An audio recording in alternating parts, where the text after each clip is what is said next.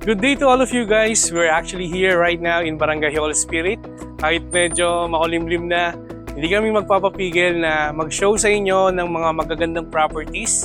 And nandito kami ngayon sa Don Enrique Heights para i-show sa inyo or ipakita sa inyo yung magandang property na to. But before that, let me introduce myself. Again, this is Leonard, a marketing specialist of EDJ Realty, and you are now watching The Real Estate Writer.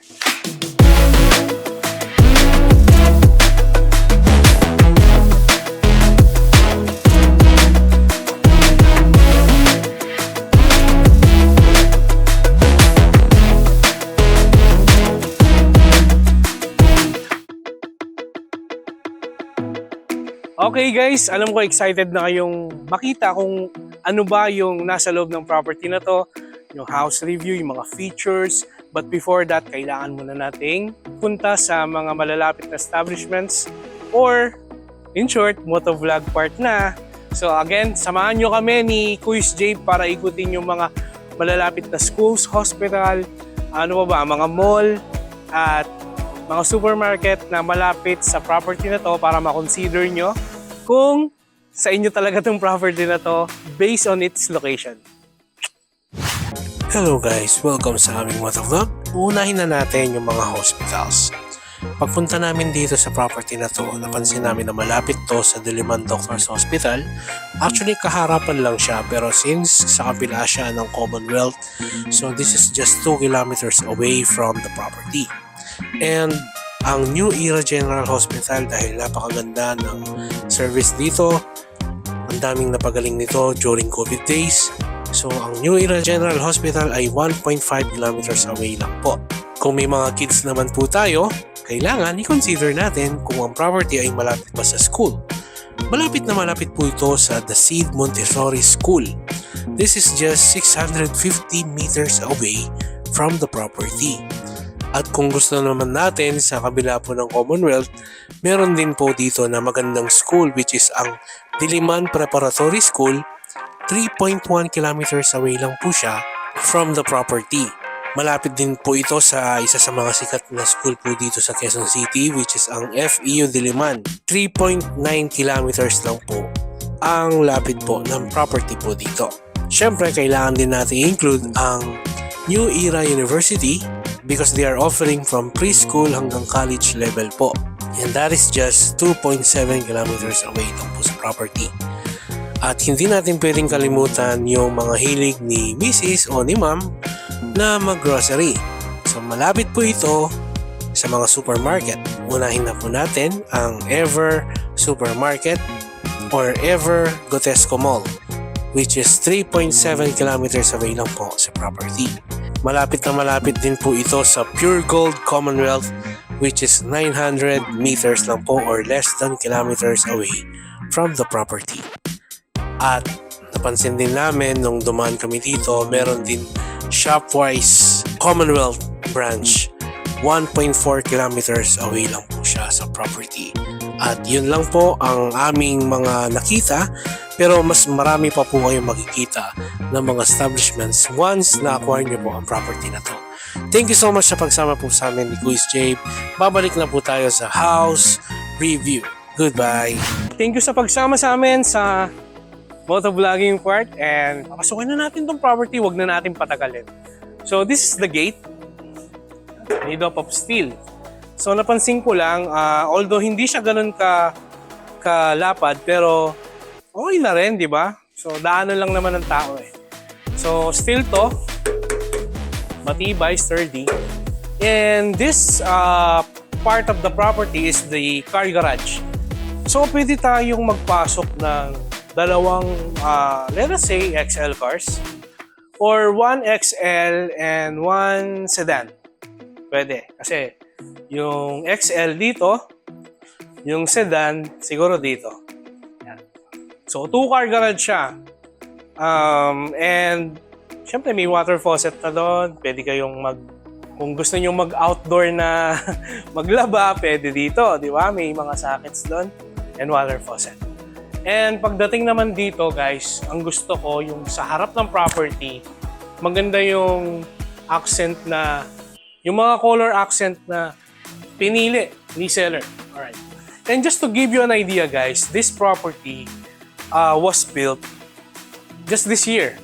And binilto o tinayo to hindi para ibenta, para tirhan. Kaya lang nag-change mind yung owner of this property or si seller na hindi daw parang capable yung location sa kanila. And ginawa nila, binabenta na nila yung property. So, alright, bago natin pasukin, tignan muna natin yung gilid ng part. Alright? As you can see, so yung floor natin dito is made out of tiles. Pero wood accent siya. Pero maganda, parang wood talaga siya. Pero tiles daw, sabi ni seller. And then dito, of course, kailangan nating i-feature to. Meron siyang deep pool. So 6.5 yung sukat niya. And then, meron siyang fountain dito. Di ba? Malabas din yan. Alright. Ma-advise ko lang, kung bibili nyo to, make sure that kung meron kayong mga kids, siguro maglagay kayo ng fence dito. Tempered glass. Nasa sa inyo na kasi delikado. Medyo 5 feet to eh. Maglagay lang kayo ng fence dyan, at least hindi basta mangyayaring mga aksidente. Di ba?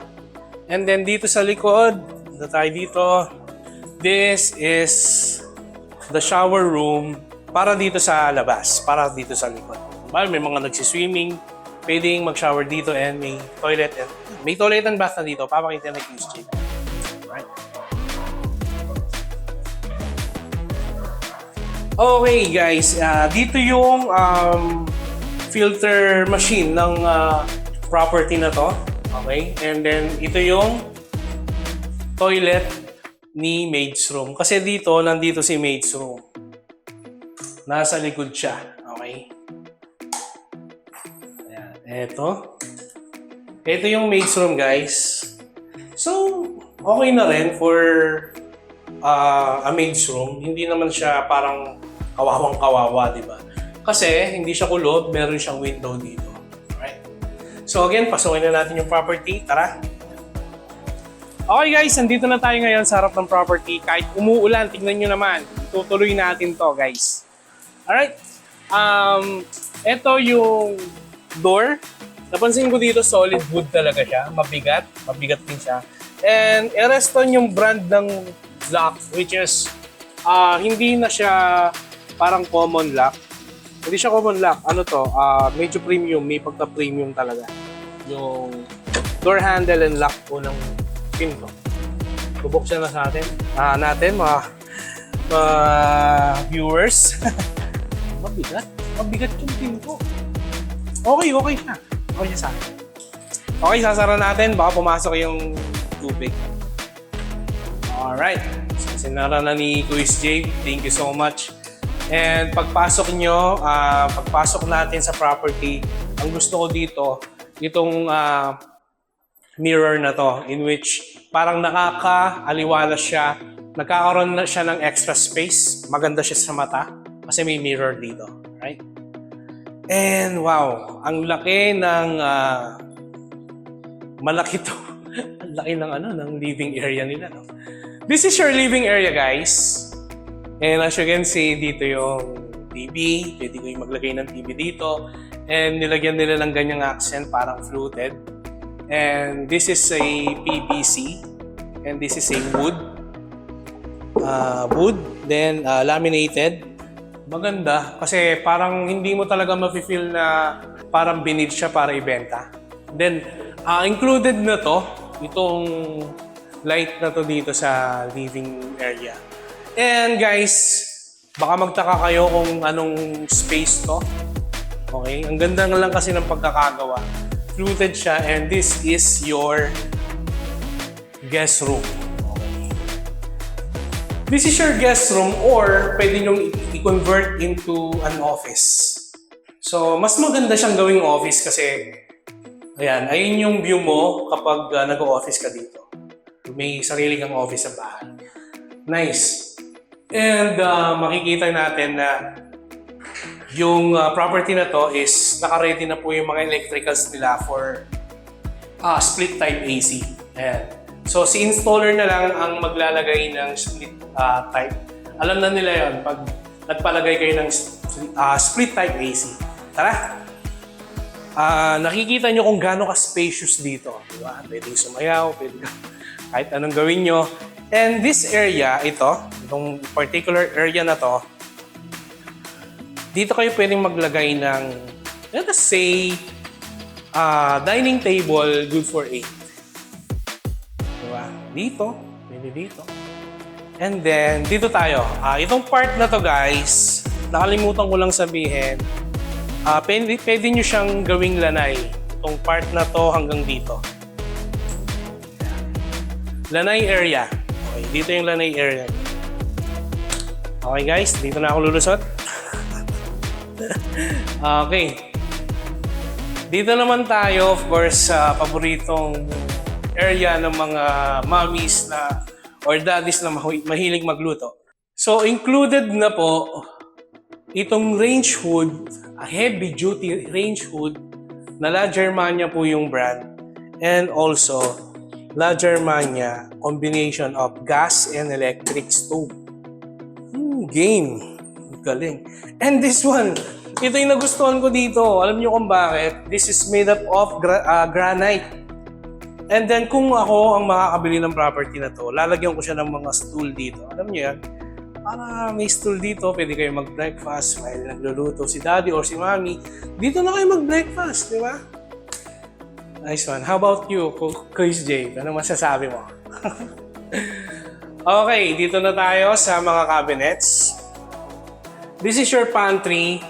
Parang pantry area. Dito niyo ilalagay yung mga groceries ninyo, like mga canned goods or anything na pwede nyong ilagay related sa food. And dito yung microwave. And then dito yung oven. And then maganda yung mga cabinets. Aluminum type to. And then laminated lang to. And then 2-door fridge. Kasyang-kasya dito, sinukat. And also this one, yung mga cabinets. Wow. Spacious, no? And then this one, okay, hydraulic type. Maganda. Oh, wow. Okay. Nice one. Maganda. And guys, meron siyang ganito. Okay, i-demo ko lang sa inyo. Sorry. I have a charger here. For example, marami kayong gustong isaksak dito. Actually, itong part na to, saksakan pala to kasi natatanggal to. Yan. And then, pwede mo siyang ilagay dito. And then, iikot mo lang. Kapag umilaw yung blue, pwede kang saksak ng kahit na ano. And then, let me get my phone. Alright guys, nakita nyo yun, nagcha-charge, di ba? Ang kulit lang kasi, pwede mo siyang i-move kahit saan, di ba? Bawa, dito mo gustong magsaksak, di ba? Ikot mo lang. O, di ba? O, di ba? Then, mag-charge lang kayo. Di ba? Ayan, naglulus na yung charger ko. Ayun, nag-charge siya, di ba? Ang galing! So, if I were you, kung gusto mo tong property na to, bumili ka ng ganito, marami. Kasi ang capacity naman nito ay hanggang 250 volts, 32 amperes. You know. Okay. Granite din to. And then, hot and cold din to, hot and cold. Ilalagay nyo na lang yung multi-point heater nyo dito or power heater. Ilalagay nyo na lang siya. 2-layer, no? Maganda. Oh, may ganito pa siya, di ba? Para lagayan ng mga sabon dito, di ba? Very futuristic. Kasi pwede siyang itanggal, pwede siyang pwede dito, pwede ganon, di ba? Sumampong na naman yung pagkaano ko. Alright guys, dito naman tayo sa portion na to. Okay, dito yung, let us say, service kitchen ninyo. And if you're wondering kung ano to, Dito nakalagay yung breaker, guys. Makita mo, Kuya Jake. And then, this space, itong space na to, makikita nyo, kung meron kayong solar, kasi naka-solar ready na pala tong property na to. Dito nyo ilalagay yung solar, parang batteries or Dito nyo siya ilalagay. Maliit lang naman yun eh. Para kasama siya nung breaker ninyo. Diba? Alright. And then, granite din yung finish. Ayun, ganda ng property na to, guys. Bubulsa ko lang yung charger, guys. And then, kaya ko sinabing service kitchen is because meron siyang dito. Yan, pakita mo ko is meron siyang nakaabang na dito for range hood. Diba? Kung ayaw yung mga moy dito, halimbawa, ayaw yung mga moy, may iluluto kayong mga pritong isda. Diba? Dito kayo magluto. May abang siyang range hood. Very nice. And then 2-layer na rin. And then hot and cold na rin yan. Meron siyang nakaabang na dito, guys. Meron siyang nakaabang na multi-point. Kung yung machine na lang yung bibili ninyo. And then dito, ilalagay yung washing machine. And then yan, as I've mentioned, dito yung maid's room and dito yung toilet and bath maid's room. Okay, tara na, guys. Puntahan na natin yung second floor.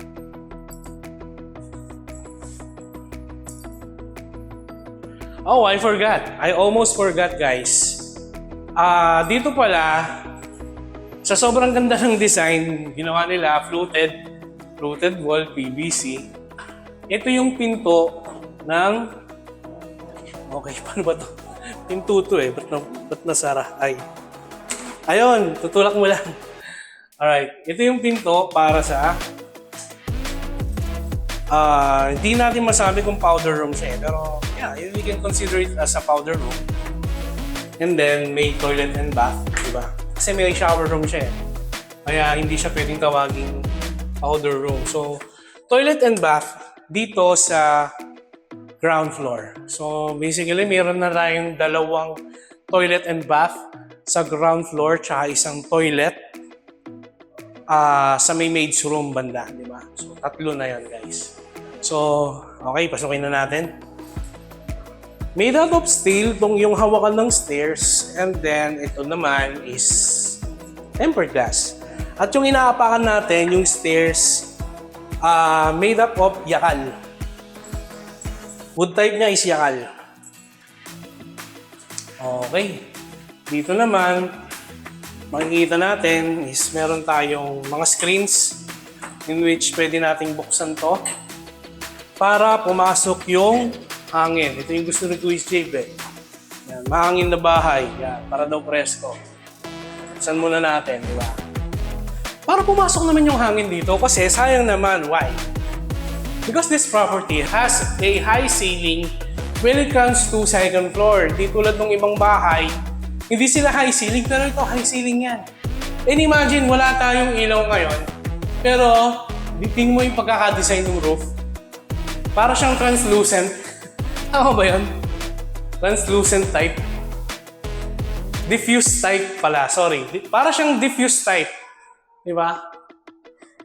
Ang ganda. Alright, dito tayo sa portion na to. Tinanong ko si seller, sabi ko, para saan po to? Pwede daw siyang maging study area. Kasi malawak na itong hallway. At ito naman, kaya may butas dito. Ayan, papakwenta ni Kuya Jake. Kaya may butas yan dyan. Shurak daw to. Di ba? Ang galing. Dito na yung shurak ng mga nakatira dito. And then, pwede kayong maglagay ng mga dito, linens. Di ba? Maganda. Maganda yung design. Na-maximize na yung gilid, no? Parang may silbi yung gilid. And then, linens din dito or any kind of stuff na pwede nyo ilagay. And then, dito naman, mga figurines. Pwede kayong maglagay ng mga pictures. It's up to you guys. And dito sa second floor, yung mga door jambs nila, For example, papasukin na natin yung first bedroom. Yung mga door jambs nila is hindi na siya made of wood. Made of steel na to. So talagang matibay talaga. Hindi aanayin. Matibay na talaga. Dito tayo sa first bedroom. Bedroom number 1. So look kung gaano siya ka-spacious, guys. Diba? And what I like about this one is the cabinets. Sliding, malaki. Pwede kang maglagay dito ng mga coat mo or dress. And then, meron din siyang mga cabinets dito for your watches. Diba? Galing. Okay, dito rin, no? Mga dress mo, kahit ano, pwede mong ilagay. And then, meron din ganitong type ng mga window para hindi siya kulob, di ba? And then, this property, yung kung maglalagay kayo ng AC, so may provision na to actually. Kasi may provision na. For window type to. Window type AC. I don't see any provisions here. Okay. Dito rin may access tayo ng ganito. Iba naman yung window type nito. Pag ganun siya. Para talagang yung buong hangin is papasok sa loob ng kwarto. Kilala nyo naman si real estate writer, di ba? Ang gusto niyang property yung hindi maalinsangan. Okay. So, isa na natin. Okay. So, dito yung let us say makeup area. Okay. Yung mga cabinets. And this bedroom has its own toilet and bath. So, look how spacious the toilet and bath is. Diba? Dito yung sink. And then, may ano na rin to, electronic na rin yung yung dim light ng mirror. And then, may provision na rin ng tempered glass ng dito sa may toilet and also the shower.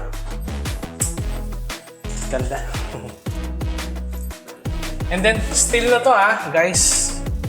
Okay guys, since tapos na tayo sa bedroom number 1, dito naman tayo sa bedroom number 2. So pagpasok pa lang natin, parang much more space yung nakita natin dun sa kabila, yung bedroom number 1. So, mapapansin nyo, since nakadivide to into 2 parts, so wala siyang window dito at ito ang kanyang window. Dito lang ang kanyang window. Dito papasok yung hangin. And masasabi ba natin na kahit walang ilaw, maliwanag pa rin to? Yes. Kasi malaki nga yung space ng window, yung kinain ng window. So naka-glass yan. Yung pasok ng yung bangga ng light, ng sunlight is dito pa rin sa property na to. Sa particular part ng bahay na to, sa bedroom na to. So kahit walang ilaw, try natin. Di ba? Maliwanag pa rin. Pero mas better pag may ilaw. Okay. And then, may makeup area din siya. May mga cabinets. Same with the bedroom number 1. And then, yung layout ng toilet and bath dito is ganito. Pagpasok mo, nasa left mo yung shower. And then, dito yung toilet. And then, dito yung sink. And then, this one has some cabinets. Okay. Dito nila nilagay yung cabinet. Since dito kasi, wala siyang cabinet, di ba? At ang pinakahihintay ng lahat, the master's bedroom. Dito na tayo sa master's bedroom, guys. Okay. Of course, mag-expect ka na yung master's bedroom may balcony, but this one doesn't have balcony. Pero, ganito yung pagka-finish niya. Almost, itong part na to is made up of glass. Then, meron siyang, dito, pader, wall. Pero makikita mo pa rin yung sa labas. Alam mo kung sino yung mga taong kumakatok, pumapasok, or na magdo-doorbell, makikita mo na dito kung sino siya. Diba? Yun yung kinaganda. And then, dito yung TV. But kung ako ang bibili ng property, or magdi-design ng property, ayoko na mag TV sa kwarto. Gusto ko yung ako lang tsaka yung magiging misis ko. Sana all. Okay, may provision na siya ng split type aircon. Si Quiz JB, tinatawanan ako. Okay. So, split type aircon, may provision na siya. And then, itong part na to, guys, akala ko ito yung toilet and bath, pero hindi pala. Ito yung mini walk-in closet ni master's bedroom. Di ba? So, pwede ka maglagay ng kung ano-ano dito, guys. And then, dito yung makeup area ni wife. Okay? Okay. So, again, yun, nag-imagine nga ako na kung ako bibili nito, di ba? Gusto ko talagang walang TV at may me time kami ng wife ko, di ba? Future wife. And then pagdating naman dito sa toilet and bath, ito yung isa sa mga favorite part ko. May his and hers. Kasi pag isa lang yan, paano kung nagmamadali kayo, di ba? So, hintay mo munang matapos mag-toothbrush yung isa. Hindi ka, kung dalawa yan, his and hers sink. Then may hot and cold pa, di ba? So, mas mapapabilis yung oras ninyo. Yan ang gusto ko sa property. May his and her sink. And then, the toilet, dito. And then, may provision pa rin ng tempered glass yung shower ninyo. Okay, tara! Okay guys, again, thank you so much sa pagsama nyo sa akin, sa amin ni Quiz Jabe, sa house property review dito sa Don Enrique Heights, Barangay Holy Spirit, Quezon City. So, kung tatanungin nyo ako kung ano yung gusto ko dito sa property na to, gusto ko yung second floor kasi yung diffuse type ng roof, malaking tulong yon. Why? Alam naman natin na napakataas ng electricity charges na binabayaran natin ngayon, di ba? So makakatulong yon kasi kahit hindi tayo mag-ilaw, masasabi mong maliwanag pa rin yung second floor. And then yung hallway, di ba?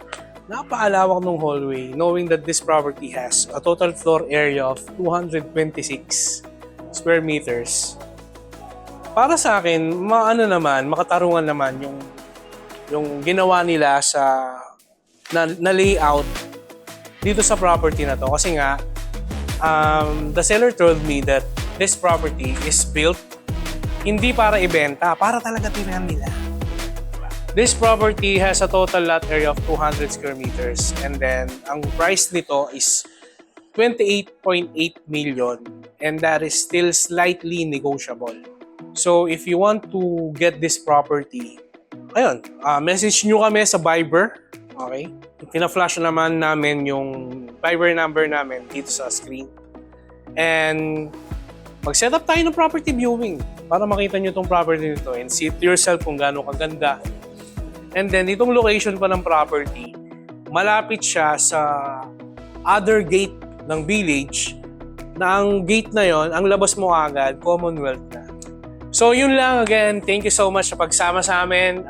I hope na by next time, lahat ng mga manonood mag-subscribe and then huwag kayong mag-skip ng ads. Parang awa nyo na. Alright. Samahan nyo pa kami sa next property review namin dito pa rin sa Quezon City. And again, this is Leonard, the marketing specialist of EDJ Realty and you are now watching The Real Estate Writer. Subscribe kayo.